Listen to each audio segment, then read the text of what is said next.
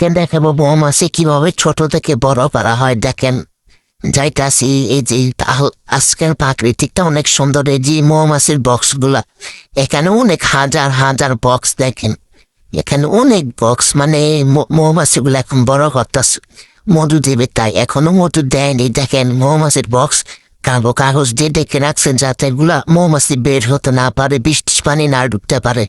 দেখেন এখন অনেক অনেক মধুর বক্স। দেখেন এক একটা এক এক রকম। দেখেন এই যে দেখেন কত সুন্দর মৌমাছি গুলা লাড়াচাড়া করতেছে। দেখেন কত সুন্দর মৌমাছি, মানে কি বলতাম কত সুন্দর। এই যে দেখেন, এই দেখেন একটা মধু হয়েছে, কত সুন্দর মধু, এত মজা, মানে বলার বাহিরে, খাইতে অনেক টেস্ট।